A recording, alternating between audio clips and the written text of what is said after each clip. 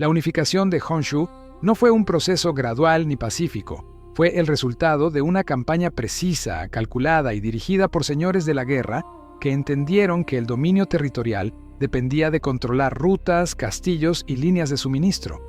En un Japón fragmentado por clanes rivales, cada movimiento militar tenía consecuencias profundas y cada victoria abría un corredor estratégico que modificaba el equilibrio regional. Las rivalidades entre los clanes más poderosos habían convertido Honshu en un escenario de ofensivas consecutivas. Ningún territorio estaba garantizado y ningún acuerdo era estable. Los samuráis se movían como fuerzas decisivas en un tablero dominado por fortalezas, pasos montañosos y planicies agrícolas que sostenían la economía feudal. Quien tomara esos puntos clave impuña su autoridad sobre regiones enteras. Los daimyo que lideraron esta campaña sabían que a unificar Honshu significaba cerrar el cerco sobre rivales, cortar recursos y absorber vasallajes. El objetivo no era simbólico, era estratégico. Controlar Honshu era controlar el corazón político y militar del Japón medieval, una base imprescindible para cualquier aspirante al poder definitivo. A cada batalla, la campaña avanzaba como una serie de operaciones consecutivas. Castillos caían, alianzas se disolvían y los sistemas de defensa tradicionales eran superados por tácticas más agresivas, adaptadas a un conflicto de larga duración. Los samuráis se convirtieron en la fuerza que definía quién gobernaba, quién sobrevivía y quién desaparecía del mapa. La unificación no fue consecuencia del destino, sino de maniobras calculadas que reordenaron la isla más importante de Japón. En este episodio, exploraremos cómo esta campaña transformó Honshu, cómo los clanes fueron absorbidos o destruidos y cómo emergió un orden feudal que reconfiguraría la historia japonesa para siempre. La campaña que definiría el control de Honshu comenzó cuando los clanes más influyentes comprendieron que el dominio local ya no era suficiente para sostener su autoridad. La presión militar entre regiones vecinas había alcanzado un punto crítico, y cada líder sabía que la disputa no se resolvería mediante pactos temporales. El territorio central exigía una estrategia amplia, capaz de integrar logística, fuerza militar y control político sobre zonas clave del archipiélago. Honshu ofrecía condiciones que la convertían en el objetivo principal de cualquier potencia feudal. Rutas que conectaban regiones enteras, tierras fértiles que sostenían ejércitos cada vez mayores y fortalezas que funcionaban como centros de mando. Quien dominara ese corredor estratégico tenía acceso directo a los recursos más valiosos y a una posición de fuerza que influenciaba a provincias enteras. Por eso, la campaña no surgió como una reacción aislada, sino como un proyecto calculado para absorber o neutralizar a los rivales más resistentes. El avance samurái se articuló mediante operaciones coordinadas que buscaban controlar castillos, aislar clanes adversarios y asegurar pasos montañosos que definían la movilidad militar. Los daimyo que lideraban esta expansión reorganizaron sus fuerzas con precisión, integrando vasalos, milicias y comandantes experimentados. La campaña se transformó en un proceso continuo, en el que cada victoria abría espacio para una siguiente maniobra, y cada derrota adversaria debilitaba la estructura territorial enemiga. Este episodio examinará cómo la campaña en Honshu alteró el equilibrio interno del Japón medieval, cómo los clanes perdieron autonomía frente al avance sostenido de fuerzas unificadoras y cómo surgió un orden feudal consolidado tras décadas de conflicto. Antes de continuar, si disfrutas contenido histórico profundo como este, considera suscribirte para no perder los próximos episodios. El inicio de la campaña en Honshu estuvo marcado por una serie de movimientos calculados destinados a evaluar la capacidad de respuesta de los clanes locales. Los daimyo, que impulsaban la unificación, comprendieron que no podían avanzar de forma inmediata sobre las regiones más fortificadas. Primero, era necesario medir la solidez de las alianzas adversarias, reconocer rutas seguras y determinar qué territorios podían ser tomados rápidamente sin comprometer fuerzas esenciales. Esta fase inicial definió el ritmo de toda la operación. La prioridad era asegurar los corredores que conectaban las provincias interiores con la costa. La comunicación entre regiones era fundamental para el flujo de suministros, refuerzos y mensajeros. Por eso, los líderes militares enviaron destacamentos samuráis para ocupar posiciones clave en caminos estrechos, puentes y pueblos que servían como puntos de enlace. Asegurar estos lugares impedía que los clanes rivales se reorganizaran con rapidez, y garantizaba que la expansión avanzara en una sola dirección, sin retrocesos logísticos. Las primeras operaciones se concentraron en eliminar focos de resistencia menores, no porque representaran una amenaza militar significativa, sino porque funcionaban como bases de abastecimiento para clanes rivales. Cada puesto capturado debilitaba la capacidad económica y militar de los adversarios. Los comandantes sabían que una campaña prolongada exigía cortar el acceso a reservas de grano, armas, caballos y hombres. Al controlar estos pequeños enclaves, imponían presión constante y obligaban a los rivales a moverse en defensa, no en ataque. La estructura feudal del Japón medieval permitía que numerosos clanes mantuvieran autonomía regional, pero esta misma descentralización generaba vulnerabilidades. Los daimyo que encabezaban la unificación aprovecharon estas brechas, atacando regiones donde la autoridad local estaba fragmentada o disputada por facciones internas. Intervenir en esos lugares no solo facilitaba la ocupación, sino que también aceleraba la absorción de vasalos que buscaban protección frente a sus propios rivales internos. A medida que avanzaban, los líderes de la campaña consolidaron un sistema de redistribución territorial. Las tierras capturadas eran otorgadas a samuráis leales que habían demostrado disciplina y eficacia en combate. Esta medida fortalecía el compromiso militar y creaba un núcleo de oficiales dispuestos a defender las nuevas posiciones con determinación.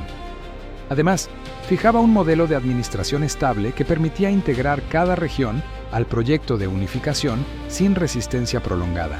Las operaciones militares no se limitaban al combate directo. La inteligencia desempeñó un papel fundamental en la identificación de clanes susceptibles a alianzas temporales. Informantes y mensajeros analizaban tensiones internas, disputas hereditarias y conflictos de liderazgo. Cuando un clan mostraba signos de división, los daimyo intervenían ofreciendo protección, privilegios o acuerdos que debilitaban la cohesión del adversario. Estas maniobras políticas eran tan importantes como las victorias en el campo de batalla. El desplazamiento de tropas seguía un patrón estricto. Las unidades avanzaban solo después de asegurar rutas secundarias y puntos de abastecimiento. La disciplina samurái garantizaba que ninguna fuerza quedara aislada. Esta metodología evitó emboscadas y permitió un crecimiento territorial sostenido. Mientras los rivales se movían de forma reactiva, los líderes unificadores mantenían una visión clara del mapa y ejecutaban movimientos encadenados que ampliaban su área de control sin interrupciones. Los castillos, elementos centrales del sistema defensivo japonés, se convirtieron en objetivos prioritarios. Su captura no solo representaba una victoria militar, sino también un golpe psicológico para los clanes rivales. Al tomar estas fortalezas, los daimyo instalaban guarniciones permanentes que reforzaban las líneas defensivas y consolidaban la presencia administrativa. Cada castillo capturado era una pieza estratégica que aseguraba regiones enteras y convertía la campaña en un proceso acumulativo. El impacto de estas primeras maniobras comenzó a sentirse rápidamente.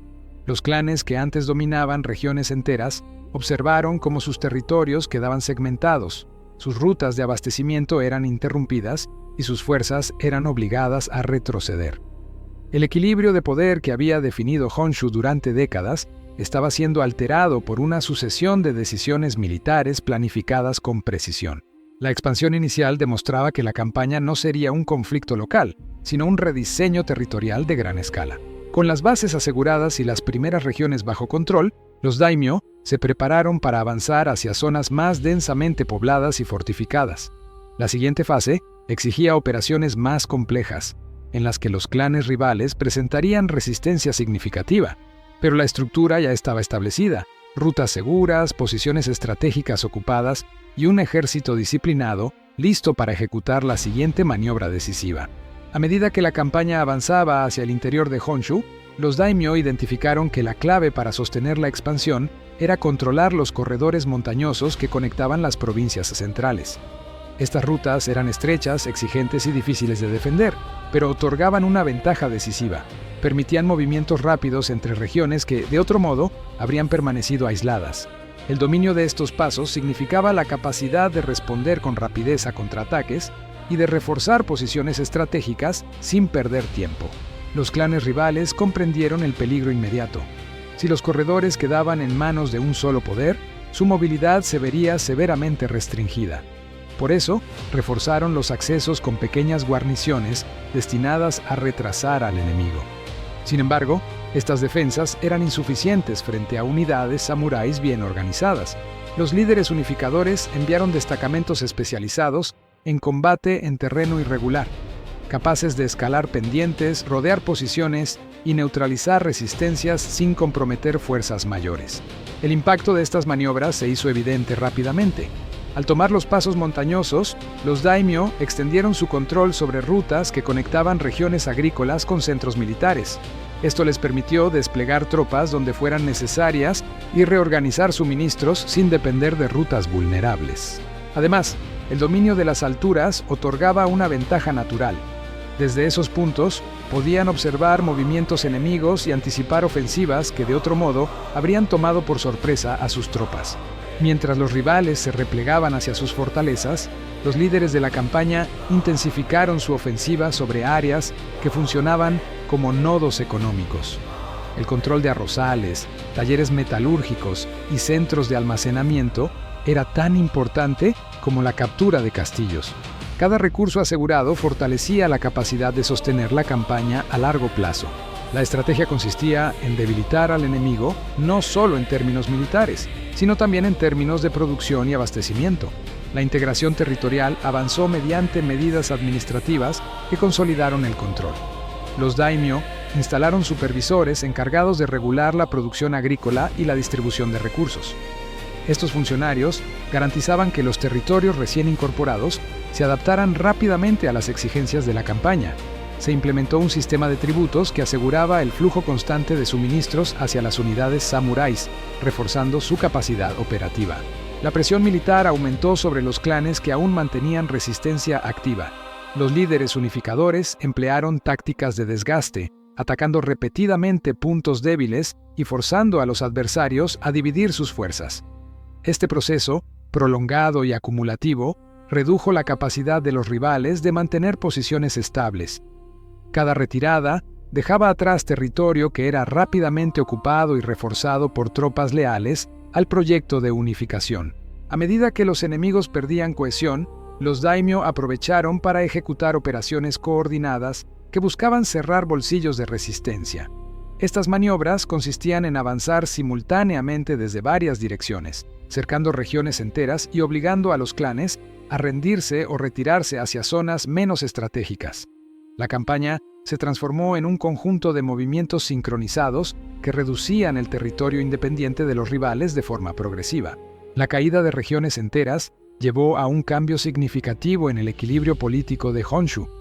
Los clanes más débiles, al ver el avance sostenido de la campaña unificadora, comenzaron a evaluar la posibilidad de someterse voluntariamente para evitar la destrucción total. Algunos enviaron emisarios proponiendo acuerdos, mientras otros ofrecieron vasallaje a cambio de conservar parte de sus tierras. Los daimyo aceptaron estas ofertas siempre que fortalecieran la cohesión del dominio y aceleraran la absorción regional. El enfoque estratégico se mantuvo constante: avanzar solo cuando las rutas estuvieran aseguradas, consolidar cada territorio capturado y neutralizar cualquier foco de resistencia antes de dirigir esfuerzos hacia nuevas regiones. Esta metodología permitió que la campaña se expandiera sin dejar áreas vulnerables a contraataques. El avance no dependía de victorias aisladas, sino de un proceso de ocupación continuo, metódico y respaldado por una administración efectiva. Con los corredores montañosos bajo control, los nodos económicos asegurados y varios clanes rivales neutralizados o incorporados, los daimyo estaban listos para dirigir la campaña hacia regiones más densamente fortificadas. Allí, la resistencia sería mayor, pero la estructura ya establecida garantizaba que la ofensiva entraría en una fase más decisiva, donde los grandes castillos y los clanes más poderosos se convertirían en los objetivos prioritarios de la expansión. El avance hacia las regiones más fortificadas de Honshu introdujo una fase distinta de la campaña. Los clanes dominantes habían concentrado sus fuerzas en castillos situados en posiciones elevadas, protegidos por complejos sistemas de muros y torres de vigilancia. Estos puntos defensivos no podían ser tomados mediante ataques rápidos. Requerían una combinación de observación prolongada, presión económica y maniobras calculadas destinadas a aislar a los defensores antes de cualquier asalto directo. Los daimyo entendieron que conquistar estas fortalezas significaba controlar regiones enteras. El primer paso consistió en cortar el acceso a suministros. Las fortalezas dependían de arrozales, aldeas y ríos cercanos para sostener sus guarniciones. Las tropas unificadoras ocuparon estos puntos estratégicos, estableciendo un cerco que reducía la capacidad del enemigo para alimentarse y recibir refuerzos. Esta táctica, aunque más lenta que un ataque frontal, evitaba pérdidas innecesarias y obligaba a los defensores a enfrentar el desgaste prolongado. Con el tiempo, la escasez debilitaba incluso a los clanes más poderosos. La presión militar fue acompañada por operaciones de inteligencia. Informantes infiltrados en aldeas cercanas recopilaban datos sobre el tamaño de las guarniciones, las rutas de escape y las tensiones internas entre los comandantes adversarios. Esta información permitía planificar ataques precisos en los momentos en que los defensores mostraban señales de agotamiento o desorganización. La combinación de cerco y vigilancia constante reducía la moral del enemigo y aceleraba el colapso de sus líneas defensivas. A medida que avanzaban, los líderes unificadores incorporaron unidades especializadas en asedios. Estas fuerzas estaban entrenadas para construir empalizadas, torres móviles y rampas que facilitaban la aproximación a las murallas. Aunque el objetivo principal seguía siendo debilitar al enemigo mediante aislamiento, contar con estas herramientas permitía aprovechar cualquier falla en las defensas. Si un clan cometía un error táctico o dejaba una sección del muro sin refuerzo, los comandantes podían ordenar un ataque rápido y decisivo. El control de los ríos fue otro componente esencial de la estrategia. Muchas fortalezas dependían de cursos de agua para abastecimiento y comunicación. Al ocupar las orillas y bloquear el tránsito fluvial, los daimyo limitaban la capacidad del enemigo de recibir apoyo externo. Esta táctica reforzaba el cerco terrestre y aceleraba el colapso de los clanes aislados. Además, controlar los ríos permitía trasladar tropas y suministros a gran escala, ampliando la movilidad de las fuerzas unificadoras. Los clanes rivales intentaron responder enviando refuerzos para liberar las fortalezas sitiadas. Sin embargo, las rutas principales ya estaban bajo vigilancia estricta. Cada intento de romper el cerco generó enfrentamientos en campo abierto, donde la disciplina samurái y la organización táctica ofrecían ventaja decisiva. Tras varios fracasos, los adversarios comenzaron a perder territorios en su retaguardia, debilitando su capacidad de sostener el conflicto a largo plazo. Con el aumento de la presión, algunas fortalezas comenzaron a negociar su rendición. Los daimyo aceptaban estos acuerdos siempre que garantizaran la incorporación del territorio y la neutralización total del clan derrotado. No había interés en destruir recursos útiles. El objetivo era absorber estructuras administrativas que facilitaran la consolidación regional. En varios casos, los antiguos líderes locales fueron desplazados y reemplazados por samuráis leales que garantizaban una transición rápida y ordenada. Mientras tanto, las fuerzas unificadoras reforzaban las posiciones capturadas para evitar contraataques. Cada castillo tomado se convertía en un punto defensivo que protegía los avances posteriores. Los nuevos administradores reorganizaban las regiones anexadas, estableciendo sistemas de tributos y reclutamiento que fortalecían la campaña. Este proceso formaba una red territorial coherente que ampliaba el control sobre Honshu sin dejar áreas vulnerables. El impacto acumulado de estas conquistas comenzó a modificar el mapa político de la isla. Los clanes que antes disputaban territorios ahora enfrentaban una campaña que avanzaba de manera constante, apoyada en una estructura militar y administrativa cada vez más sólida. Las fortalezas que resistían se encontraban cada vez más aisladas, rodeadas por regiones bajo control unificador y sin capacidad de recibir apoyo externo. Con varias fortalezas clave neutralizadas y los clanes rivales debilitados, los daimyo estaban preparados para dirigir la campaña hacia los centros políticos más influyentes de Honshu. La siguiente fase requeriría una combinación de fuerza estratégica, alianzas calculadas y decisiones rápidas para consolidar el dominio sobre las regiones que aún permanecían fuera del control unificado. El avance hacia los centros políticos de Honshu exigió una reconfiguración de la estrategia general. Hasta ese momento, la campaña había consistido en asegurar rutas, eliminar focos de resistencia secundaria y controlar fortalezas periféricas. Sin embargo, las regiones que ahora se convertían en objetivo estaban fuertemente defendidas y contaban con clanes capaces de movilizar grandes contingentes de samuráis. Para sostener la ofensiva, los daimyo debían combinar presión militar directa con una precisión administrativa que redujera cualquier posibilidad de desorden interno. La preparación comenzó con una reorganización de las fuerzas disponibles. Las unidades dispersas en regiones recién anexadas fueron redistribuidas para formar grupos de combate más grandes, capaces de enfrentar a enemigos mejor equipados. Los líderes unificadores sabían que los clanes centrales no caerían mediante operaciones aisladas. Era necesario un esfuerzo concentrado. Por eso, establecieron puestos de mando en zonas intermedias que funcionaban como centros logísticos, permitiendo almacenar suministros y coordinar movimientos simultáneos. La campaña también requirió reforzar la disciplina interna. Los daimyo establecieron directrices estrictas para administrar las áreas ocupadas, evitando levantamientos que desviaran recursos militares. Supervisores designados vigilaron cosechas, rutas comerciales y actividades de los pueblos locales. Esta administración rigurosa permitió mantener un flujo constante de alimentos, armas y refuerzos hacia el frente, asegurando que la ofensiva avanzara sin interrupciones. Cada territorio incorporado funcionaba como un eslabón más en la cadena logística. Mientras tanto, los clanes rivales comenzaron a formar coaliciones defensivas. Ante el avance sostenido de las fuerzas unificadoras, varios líderes locales decidieron unir sus recursos en un intento de frenar la expansión. Estas alianzas no siempre eran estables, pero representaban un desafío considerable. Las regiones centrales contaban con castillos bien fortificados, tropas numerosas y rutas internas que facilitaban la movilización. Enfrentar a estas coaliciones exigía una estrategia que combinara desgaste, precisión y velocidad. Los daimyo respondieron mediante un enfoque que priorizaba la fragmentación de estas alianzas.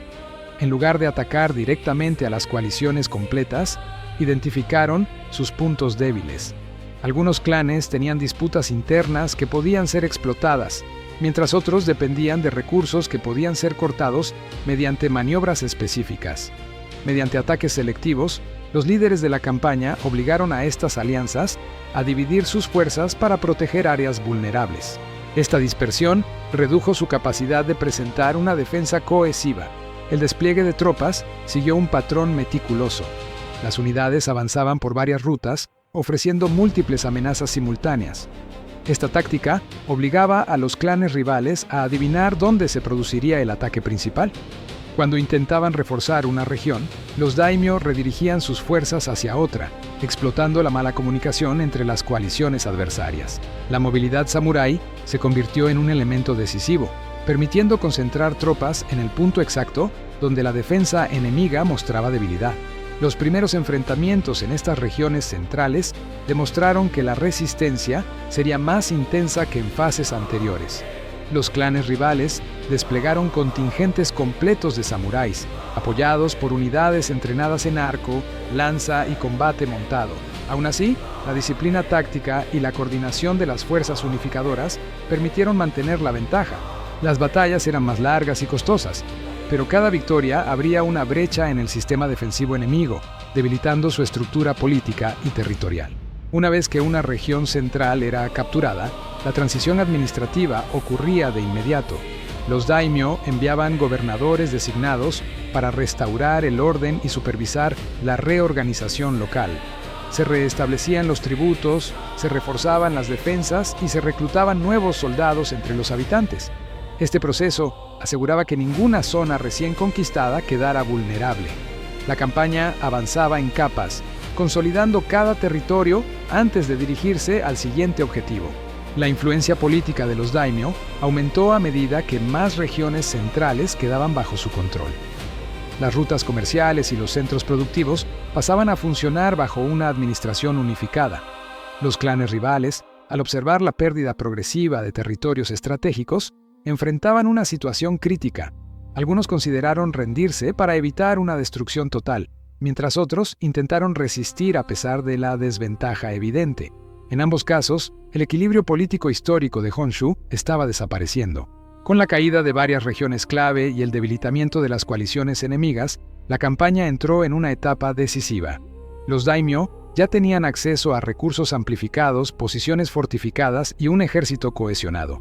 El siguiente objetivo era claro: avanzar sobre los centros políticos que aún resistían, donde se decidiría de forma definitiva el destino de la unificación de Honshu. El avance hacia los centros políticos restantes de Honshu representó el punto más complejo de toda la campaña. Estos territorios habían acumulado décadas de experiencia militar, contaban con castillos construidos para resistir asedios prolongados y habían desarrollado redes de comunicación que facilitaban la movilización rápida de tropas. A diferencia de las regiones anteriores, donde la fragmentación interna debilitaba a los clanes, aquí existía un grado mayor de cohesión que exigía operaciones de mayor precisión. Cada error podía permitir que los líderes rivales retomaran la iniciativa. Los daimyo iniciaron esta fase evaluando la estructura defensiva enemiga.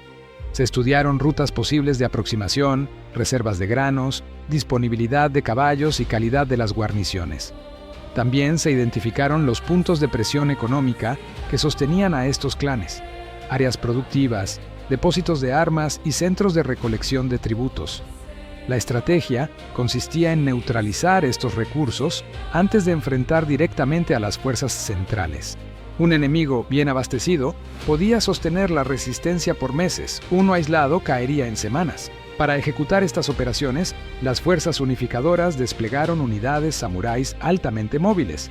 Estas tropas se especializaban en incursiones rápidas destinadas a cortar líneas de abastecimiento. Atacaban caravanas, bloqueaban rutas secundarias e interceptaban mensajeros que intentaban coordinar movimientos entre castillos. El objetivo era erosionar la capacidad de respuesta de los clanes rivales, forzándolos a concentrarse en la defensa inmediata de sus recursos esenciales, en lugar de planificar contraofensivas. La reacción de los clanes centrales fue inmediata. Reforzaron sus murallas, movilizaron arqueros y enviaron patrullas para proteger rutas críticas. Sin embargo, esta defensiva intensa los obligó a dispersar tropas en múltiples frentes. Los daimyo aprovecharon esta vulnerabilidad. Mientras los rivales intentaban cubrir todos los accesos, las fuerzas unificadoras concentraban los ataques en puntos específicos, abriendo brechas que debilitaban la estructura general. Esta diferencia de enfoque permitía a los unificadores avanzar de forma constante sin desgastar sus fuerzas innecesariamente. Uno de los elementos decisivos de esta etapa fue el control de los centros comerciales. Las ciudades, que funcionaban como nodos económicos, suministraban alimentos y armamento a los castillos cercanos. Tomar estos centros implicaba un golpe significativo a la capacidad operativa de los clanes rivales. Para ello, los daimyo enviaron contingentes capaces de ocupar estas zonas con rapidez, asegurar almacenes y restablecer la administración bajo autoridades leales. La pérdida de estos centros debilitó aún más la resistencia enemiga. Las batallas en esta fase se caracterizaron por su intensidad. Los clanes centrales estaban dispuestos a defender posiciones que consideraban esenciales para su supervivencia. En varios enfrentamientos, unidades samuráis tuvieron que mantener formaciones estrictas para resistir oleadas de ataques enemigos. A pesar de la dureza de estos combates, la superior coordinación táctica de las fuerzas unificadoras permitió que mantuvieran el control del campo de batalla. Cada victoria reforzaba su posición y minaba la moral adversaria. Una vez debilitadas las defensas exteriores, los daimyo dirigieron sus esfuerzos hacia los castillos principales. Estos centros políticos representaban el núcleo del poder rival y eran esenciales para completar la campaña. El método utilizado fue similar al aplicado en fases anteriores: cerco prolongado, presión continua, bloqueo de suministros y ataques selectivos contra puntos vulnerables. A medida que las reservas enemigas disminuían, las guarniciones enfrentaban una disyuntiva clara: resistir hasta el colapso o negociar condiciones de rendición que preservaran parte de su estructura interna. Las negociaciones se convirtieron en una herramienta útil para acelerar la absorción territorial. En algunos casos, los líderes rivales aceptaron entregar castillos a cambio de protección para sus familias o la posibilidad de conservar ciertos rangos simbólicos. Los daimyo aceptaron estos términos solo cuando fortalecían el control general sobre la región. La prioridad era evitar destrucciones innecesarias que retrasaran la administración y consolidación del territorio recién adquirido. Una vez que los castillos principales caían, la reorganización administrativa se realizaba sin demora. Las regiones eran divididas en distritos supervisados por samuráis leales, quienes se encargaban de restablecer tributos, reabrir rutas comerciales y estabilizar a la población local. Los daimyo mantuvieron una política estricta. Cualquier resistencia debía ser suprimida rápidamente para evitar que la estructura del nuevo dominio se debilitara en esta fase crítica. La estabilidad interna era fundamental para sostener la ofensiva hacia regiones aún no sometidas. Con los centros políticos debilitados o integrados y las principales fortalezas bajo control unificador, la campaña comenzaba a entrar en su fase final. Los daimyo ya no enfrentaban un mosaico de clanes autónomos, sino los últimos focos de resistencia que intentaban retrasar lo inevitable. La estructura militar, administrativa y territorial establecida hasta este punto había transformado por completo el equilibrio de Honshu, preparando el escenario para la operación decisiva que definiría el dominio total de la isla. Con la mayor parte de Honshu bajo control y los centros políticos debilitados, la campaña entró en su fase decisiva. Los daimyo identificaron que los últimos clanes resistentes se habían replegado hacia regiones montañosas y fortificaciones secundarias, apostando por una defensa prolongada. Estos enclaves no poseían el poder económico ni militar de los territorios ya conquistados, pero podían retrasar la consolidación final si no se actuaba con precisión. La prioridad era eliminar cualquier foco de resistencia para cerrar por completo la estructura territorial unificada. La estrategia inicial consistió en evaluar el grado de cohesión entre los clanes restantes. A diferencia de etapas anteriores, estos grupos carecían de alianzas estables y dependían de fuerzas limitadas. Su capacidad de respuesta era reducida, pero aún podían defender posiciones si eran atacados sin planificación. Por eso, los líderes unificadores enviaron mensajeros y espías para identificar rutas de abastecimiento, refugios naturales y posibles divisiones internas. Esta información permitió diseñar operaciones que atacaban directamente las vulnerabilidades de cada enclave. El cerco simultáneo se convirtió en la táctica central para acelerar la fase final. Las tropas samuráis avanzaron desde varios puntos, rodeando regiones montañosas y bloqueando cualquier intento de escape. Estas maniobras buscaban impedir que los clanes restantes se reagrupasen o establecieran nuevas líneas defensivas. Una vez aislados, su resistencia dependía exclusivamente de sus reservas internas, que eran insuficientes para sostener un conflicto prolongado. Mientras los cercos se consolidaban, las fuerzas unificadoras aseguraron recursos esenciales en torno a los enclaves. Controlaron bosques que podían ser utilizados para fabricar armas, bloquearon accesos a ríos que servían como rutas de comunicación y ocuparon aldeas cercanas que ofrecían apoyo logístico. Esta política de aislamiento total redujo la capacidad de los clanes de reorganizarse o contraatacar. A cada semana que pasaba, su margen de maniobra disminuía de forma irreversible. Los daimyo también emplearon negociaciones selectivas para acelerar la rendición de algunos grupos menores. Clanes que antes habían luchado con determinación comenzaron a evaluar la posibilidad de someterse ante la falta de alternativas. Las condiciones ofrecidas variaban según la importancia del territorio. En algunos casos se permitía conservar rangos menores, en otros se exigía una integración completa y la entrega total de armas. Estas rendiciones disminuyeron la cantidad de fortalezas que requerían intervención militar directa. Sin embargo, ciertos clanes optaron por resistir hasta el final. Estos grupos, motivados por rivalidades históricas o por la esperanza de recibir apoyo externo, reforzaron sus posiciones y prepararon defensas improvisadas. Aún así, la estructura militar unificadora mantuvo una ventaja decisiva. Las tropas avanzaron con disciplina, utilizaron maniobras envolventes y concentraron fuerzas superiores en los puntos críticos. Los enfrentamientos fueron intensos, pero cada batalla reducía la capacidad del enemigo de sostener la resistencia. Una vez neutralizados los últimos focos ofensivos, los daimyo concentraron sus esfuerzos en asegurar las regiones conquistadas de manera definitiva. Se establecieron centros administrativos en las áreas montañosas recién integradas, se supervisaron cosechas locales y se controlaron rutas que antes escapaban a la autoridad central. Esta reorganización permitió integrar por completo territorios que durante siglos habían mantenido independencia fragmentada. La estructura feudal emergente comenzaba a tomar forma con claridad y cohesión. Con la resistencia desarticulada, la atención se dirigió a consolidar la red de castillos que garantizaría el dominio a largo plazo. Los daimyo fortalecieron murallas, repararon estructuras dañadas y redistribuyeron tropas para cubrir cualquier punto vulnerable. Además, instalaron gobernadores regionales con autoridad suficiente para mantener el orden sin requerir intervención constante del mando principal. Este sistema estableció una base administrativa sólida que impedía el resurgimiento de clanes disidentes. La campaña también introdujo nuevas reglas para la circulación de recursos y tropas. Se impusieron tributos uniformes que fortalecían al gobierno central. Se reorganizó el uso de tierras agrícolas y se establecieron protocolos de reclutamiento que permitían mantener un ejército disciplinado incluso en tiempos de paz relativa. Estas reformas eran indispensables para evitar que el territorio recién unificado cayera nuevamente en fragmentación. Finalmente, con los clanes derrotados, las rutas controladas y la administración consolidada, la unificación de Honshu se convirtió en un hecho consumado. Los daimyo habían transformado un territorio antes dividido en una estructura feudal coherente, sostenida por poder militar, control territorial y una red administrativa eficaz. La campaña no solo eliminó resistencias, sino que redefinió el mapa político y abrió el camino para un nuevo periodo en la historia japonesa. La unificación de Honshu no fue el resultado de un acontecimiento aislado, sino de una campaña estructurada que eliminó resistencias, reorganizó territorios y estableció un sistema feudal capaz de sostener la autoridad central.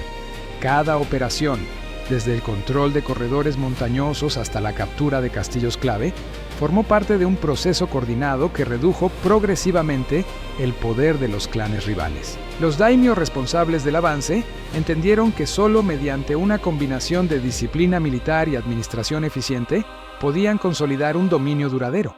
La campaña modificó de manera permanente el equilibrio interno del Japón medieval. Las antiguas fronteras que dividían a los clanes fueron sustituidas por una red territorial unificada, respaldada por un ejército disciplinado y una estructura administrativa capaz de mantener la estabilidad.